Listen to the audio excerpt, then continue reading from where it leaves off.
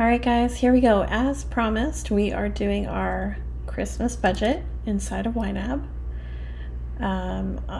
Excuse me, I'm going to go ahead and just minimize all of these. I know there's a keyboard shortcut for this on Mac, but you know what? I'm always forgetting what it is. So, okay, so ideally, you would save up for Christmas all year long like you would just a regular sinking fund. But it's been a turbulent year, to say the least. If you've been following along on our journey, you know. So we're a little late to the game. Now, there's no reason to be as specific as I'm about to get here. You can just set up a general Christmas fund if you want to, have a goal, set what day you want to reach it by, and put money towards it. Because I am a very detail-oriented person, maybe it's because I'm a Virgo, I don't know, I'm going to break this down. So, first, we're going to put in all of the categories that we want to track, and I am going to get right down to like individual gifts. I'm not even just going to do like kids' gifts and stuff like that. I'm going to break it down. So Gunner's gifts and Freya's gifts, Val's gift, kids are plural, Cody's gift, singular. We usually just get one thing for each other, and then maybe like some stocking stuffers, and that's it. Friends and family, we want to be able to buy a bit for them. Food is another one that we often don't think about. The Christmas dinner is more extravagant than your normal dinner. There's ham, and there's turkey, there's stuffing, there's cranberry sauce, there's dessert, there's, everybody has something special. Maybe you do a Yule log. So like there's extra food. That's an extra expense. Decorations is another one. We have a tree, we have Christmas decorations. We don't actually need anything, but I cannot resist the temptation every Christmas of going to Canadian Tire, walking through their Christmas display and wanting to pick out like a couple more decorations for the tree or a pretty wreath for the door or something. I can't help it, so I'd rather budget for it and be prepared. Another thing could be clothes. Maybe you want like some special pajamas for the kids. We like to do this on Christmas Eve. We like to do Christmas Eve boxes where it's, a couple snacks, a new pair of jammies, and we all snuggle in and we wear our new Christmas pajamas, have our snacks, and watch a movie together as a family. We're trying to like create our own traditions. And I love it because Freya has her Christmas jams still from last year, and she always asks to wear them. She's like, I want to wear my Christmas jams. And I'm like, it's 27 degrees outside in August. Celsius. I don't know what that is in Fahrenheit. I'm like, you do not need to be wearing fleecy onesies right now. But, the fact that she loves it makes me happy. And then the last one, there might be more, but activities. Did I spell that right? Activities? I don't know. My brain is kind of like out to lunch right now. But activities is another one. Maybe you want to go, like around here, we have a lot of stuff, both free and paid, like Candy Cane Lane, or there's like people who are out on acreages or farmland just on the outskirts of the city who do these huge, extravagant, elaborate displays. Some of them are drive-through ones, some of them are walk-through ones, and you get to see all these wonderful light displays, and you drink hot chocolate or apple cider. You can take your kids, you can go sledding. There's a lot of really fun things. So I want to make sure that we budget money for that. Excuse me. If it was just Cody and I, it wouldn't be as big of a deal, but because we have kids now, we want to be able to make these memories with them. So that's important to us. So gifts, food, decor, clothing, activities. I think that's all I want to include. So then the next thing we're going to do is we're going to go through each of these categories and we're going to set a goal. So for the kids, I want to do about $150 each. I mean, I'd like to do a lot more than that, of course. But I also want to make sure that I'm being realistic. Now, $150, that's going to include the gifts from Cody and I, as well as their stocking stuffers, and then Santa's gift as well. And Santa's gift is usually less expensive because, and this isn't really something I had thought about before I saw it. I think it was on a TikTok or a YouTube video or a Facebook post or something. I saw it somewhere where they were like, if Santa's always buying really expensive gifts every year, then the kids who come from less fortunate families will wonder why they didn't get a really big gift from Santa. And I kind of thought, well, that makes sense, because I can remember growing up as a kid, we didn't have a lot of money. And it's not that these kids got their gifts from Santa, it was from their parents, but people would come back to school with like iPods or, a new computer. We didn't have tablets and phones really back then. iPods were just starting to take off, but, they got a trip to Disneyland or like really cool things. And I was like, I got a VHS Disney movie. Yeah, VHS. I'm dating myself here, right? Does anyone remember VHS? Or like we got our first PlayStation. It was the only game console we had ever had. Everybody else had Nintendos and they were like so super cool, and we had just gotten our first PlayStation. I was so excited about it. But like typically it was like, yeah, I got a movie or I got a sweatshirt kind of thing, right? And like I was always thankful for what I got, but I do remember always thinking like, why do other kids get all these really expensive gifts?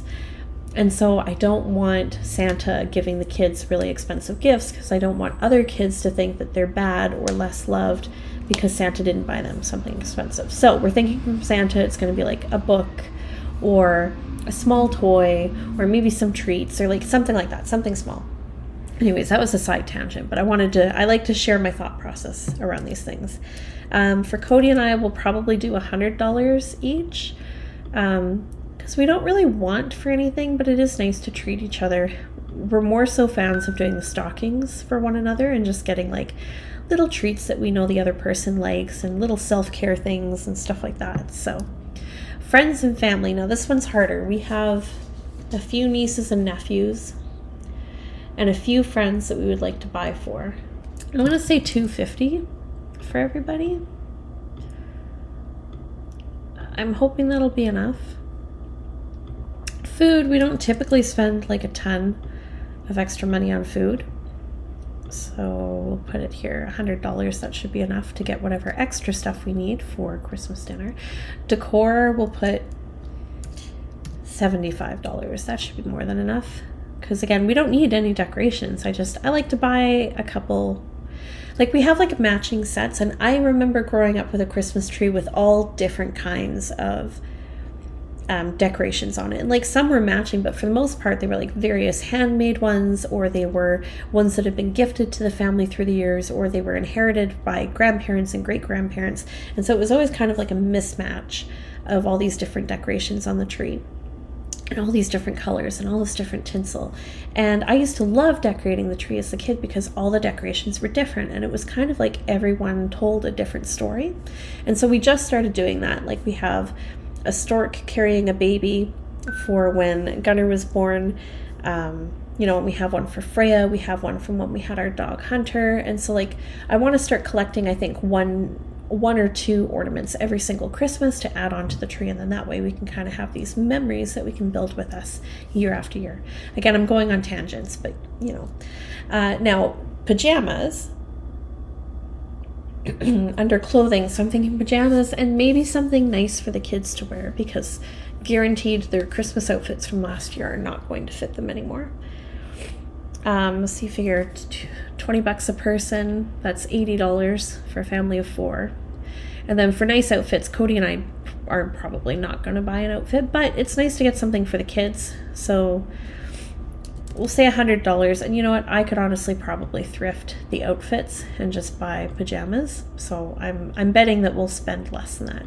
And then activities, it's hard to say, because some things, the kids are free because they're only 1 and Freya will be 3 in January. So usually most places 2 and under or 3 and under, they're free, and then we just pay for the adults.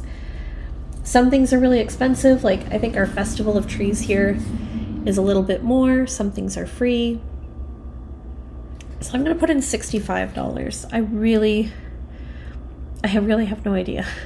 I'm probably going to have to come back and change this, but for now, that's what it's going to be. Now I'm putting my date in. Oh, we didn't do Cody's gift. Let's not forget Cody. What were we saying? $100? Yeah, $100 each. I'm putting the date in here. The goal is needed for spending by a date. Why does Cody say... Okay, there we go. I'm putting by December 24th because I'm not going to buy everything on December 24th, but I need to have the money before then. And by setting a spending target, this means that as I save up money, I can also spend from those categories, and YNAB will keep the goal the same. I don't know if I'm explaining that well here, but let's say I put $50 towards Freya's gifts and I spent $25 of that this month in October, and I, hid her Christmas gift away or whatever to be wrapped later.